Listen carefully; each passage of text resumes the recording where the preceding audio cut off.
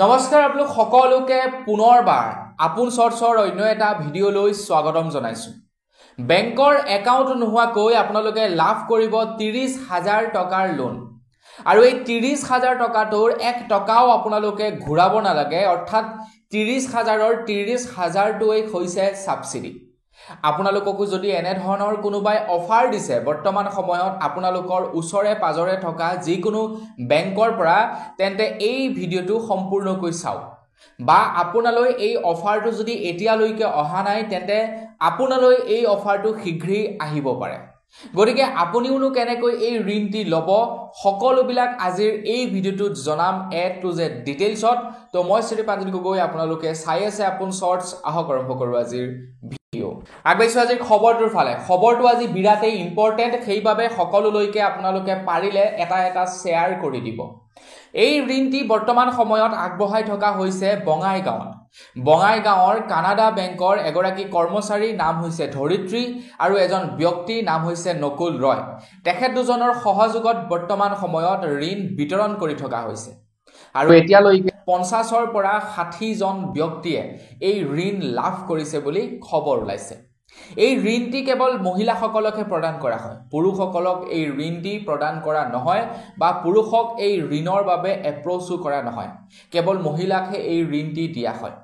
এই ঋণটি ল'বৰ কাৰণে আপোনালোকক বেংকৰ একাউণ্টৰ প্ৰয়োজন নাই, কেৱল একপি ফটো আৰু আপোনালোকৰ আধাৰ কাৰ্ড আৰু পান কাৰ্ড হ'লেই আপোনালোকে ঋণ লাভ কৰিব। অৱশ্যে এইটো ঋণ বুলি ক'লে বেয়া হ'ব, কিয়নো এই পইচাটো আপোনালোকে ঘূৰাব নালাগে। এই পইচাটো সম্পূৰ্ণৰূপে সাবসিডি, মানে ১ টকাও ঘূৰাব নালাগে, গোটেই পইচাটো আপোনালোকে বিনামূলীয়াকৈ পাব। গতিকে আপোনালৈও এনে ধৰণৰ অফাৰ আহিব পাৰে। আপোনাৰ ওচৰৰ যিকোনো বেংকৰ পৰাও এনে ধৰণৰ মানুহ আহি আপোনাক এই ঋণৰ বাবে এপ্ৰ'চ কৰিব পাৰে। বিশেষকৈ মহিলাসকলেহে পায় এই ঋণটি, পুৰুষসকলে নাপায়।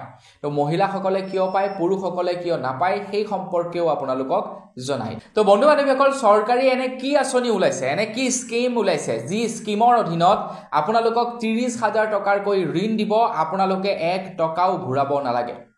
চৰকাৰী এনে ধৰণৰ কোনো স্কিমেই ওলোৱা নাই। তেন্তে কানাডা বেংকৰ ফালৰ পৰা দিছে নেকি এই ঋণ? কানাডা বেংকৰ ফালৰ পৰাও এনে ধৰণৰ সাবসিডি সংযুক্ত ঋণ প্ৰদান কৰা নাই।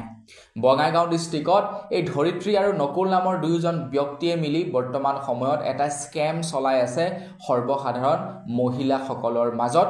মহিলাসকলক কয় যে আপোনালোকক এটা ঋণ দিম আৰু ঋণ দিয়াৰ নামত তেওঁলোকৰ পৰা ফটো, আধাৰ কাৰ্ড, পান কাৰ্ড সংগ্ৰহ কৰে, তেওঁলোকৰ নামত ভুৱা একাউণ্ট খোলে আৰু তাৰ পাছত তেওঁলোকৰ পৰা ছিগনেচাৰ লৈ একোটা তেওঁলোকৰ নামত ঋণ লয়।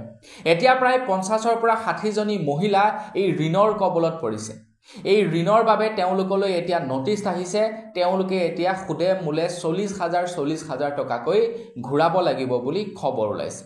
গোটেই ঘটনাটোনো কি, একচুৱেলি হৈছিলে কি? কেইগৰাকীমান আত্মসহায়ক গোটত থকা মহিলাৰ ওচৰলৈ নকুল নামৰ ব্যক্তিজন আহিলে আৰু ক'লে যে আপোনালোকৰ বাবে এটা ঋণ আহিছে কানাডা বেংকৰ পৰা, আপোনালোকে ৩০,০০০ টকা লাভ কৰিব, তাৰ ১ টকাও আপোনালোকে ঘূৰাব নালাগে, গোটেই ৩০,০০০ টকাটোৱেই আপোনালোকৰ বাবে সাবসিডি।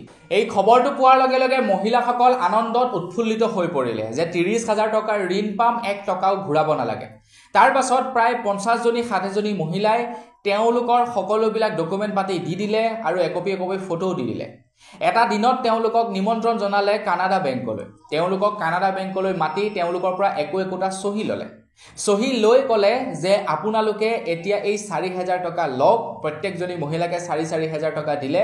ক'লে এই ৪০০০০ টকা আপোনালোকে লাভ কৰিছে, বাকীখিনি আপোনালোকে নাপায়, কিয়নো এই ঋণটি হৈছে সাবসিডি, আপোনালোকে পইচা ঘূৰাব নালাগে, মাত্ৰ আপোনালোকে ৪০০০০ টকাহে লাভ কৰিব।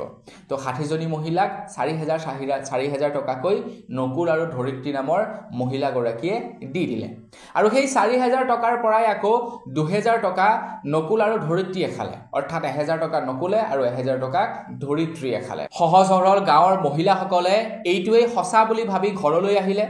ঘৰলৈ অহাৰ পাছত তেওঁলোকে ২০০০ টকাটোৰে কিবা নহয় কিবা খাই মেলি খৰচা কৰিলে। বহুদিন এই ঘটনাটো পাৰ হৈ গ'ল। বহুদিন পাৰ হোৱাৰ পাছত তেওঁলোকলৈ এতিয়া নটিচ আহিছে। তেওঁলোকে পইচা ঘূৰাব লাগে সুদে মূলে ৪০,০০০ টকা। কাৰণ তেওঁলোকে এটাও কিস্তি এতিয়ালৈকে পৰিশোধ কৰা নাই কানাডা বেংকক। কানাডা বেংকৰ পৰা তেওঁলোকে 30,000 টকাকৈ ঋণ লৈছে। তেওঁলোকৰ নামত প্ৰথমে বেংকৰ একাউণ্ট খোলা হ'ল। বেংকৰ একাউণ্ট খোলাৰ পাছত তেওঁলোকক 30,000 টকাকৈ লোন চেংচন কৰি দিলে কানাডা বেংকৰ এইগৰাকী কৰ্মচাৰী ধৰিত্ৰী নামৰ মানুহগৰাকীয়ে। আৰু তাৰ পাছত সেই টকাসমূহ তেওঁলোকৰ পৰা সিগনেচাৰ লৈ উইথড্ৰ কৰিলে আৰু নকুল আৰু ধৰিত্ৰী নামৰ মহিলাগৰাকীয়ে এই পইচাসমূহ ভগাই ল'লে।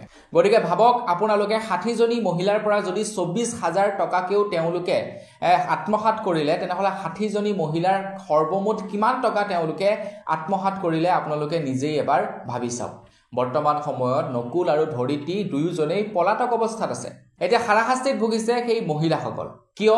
কাৰণ তেওঁলোকৰ সিগনেচাৰ আছে, ফটো আছে, পান কাৰ্ড আছে, আধাৰ কাৰ্ড আছে। তেওঁলোকৰ চিভিলত এই লোনটো বৰ্তমান সময়ত এক্টিভ হৈ আছে। তেওঁলোকে যেতিয়ালৈকে এই ঋণটি নুঘূৰায় তেতিয়ালৈকে তেওঁলোকৰ চিভিলত দেখাই ৰাখিব।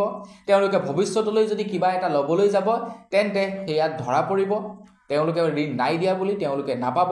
তো তাৰ বাবে এতিয়া মহিলাসকলে আৰক্ষীৰ কাষ চাপিছে আৰু ইতিমধ্যে আৰক্ষীৰ ওচৰত এখন এজাহাৰো দাখিল কৰিছে নকুল আৰু ধৰিত্ৰীৰ বিৰুদ্ধে। দেখিছেই নহয় কেনেকৈ বেংকৰ কৰ্মচাৰীও জড়িত থাকে এনেধৰণৰ কিছুমান স্কেমত। গতিকে সাৱধান, আপোনালোকলৈও এনেধৰণৰ যদি অফাৰ আহে কেতিয়াবা আপোনালোকে কিন্তু সাৱধানে থাকিব। প্ৰথমে সকলোবিলাক জানি ল'ব, গোটেই আঁচনিখনৰ বিষয়ে আপোনালোকে জানি ল'ব। তাৰ পাছত আপোনালোকে সত্যতা প্ৰমাণ কৰিব। পৰাপক্ষত আপোনালোকে বেংকৰ মেনেজাৰৰ সৈতে কথা পাতিব। তাৰ পাছতহে আপোনালোকে সিগনেচাৰ কৰিব বা আপোনালোকে আধাৰ কাৰ্ড পান কাৰ্ড তেওঁলোকক দিব। এতিয়া বেংকৰ কৰ্মচাৰী বা সেই নকুল নামৰ ব্যক্তিজনে ভালদৰে জানে, নকুল ৰয় নামৰ ব্যক্তিজনে ভালদৰে জানে যে আমি যদি পুৰুষসকলক গৈ এপ্ৰ'চ কৰোঁ, পুৰুষসকলক কওঁ যে আপোনালোকক ঋণ দিব, তেতিয়া হয়তো পুৰুষসকলে বিভিন্ন ধৰণৰ কুৱেশ্যন কৰিব। পুৰুষসকলক হয়তো আমি স্কেম কৰিব নোৱাৰিম।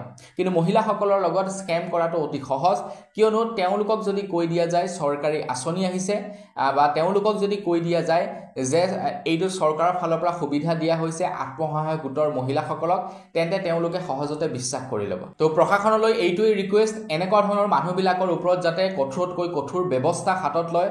নকুল আৰু ধৰিত্ৰীক যাতে আৰক্ষীয়ে বিচাৰি উলিয়ায় আৰু তেওঁলোকক যাতে উচিত শাস্তি প্ৰদান কৰে আৰু সেই মহিলাসকলক যাতে এই ডাঙৰ সমস্যাটোৰ পৰা তেওঁলোকক উদ্ধাৰ কৰে। গতিকে আজিৰ এই ভিডিঅ'টো সজাগতা বৃদ্ধি কৰিবৰ কাৰণে বনালোঁ। খবৰটো কেনে পালে জানি কমেণ্ট ছেকশ্যনত জনাব। যদি ভাল লাগিলে লাইক এটা কৰিব। চেনেল যদি এতিয়ালৈকে ছাবস্ক্ৰাইব কৰা নাই তেনে ছাবস্ক্ৰাইবটো কৰি ল'ব। পুনৰ এটা ভিডিঅ' লগ পোৱাৰ খালি ভিডিঅ' মাগিছোঁ। ধন্যবাদ। জয় আইঅসম।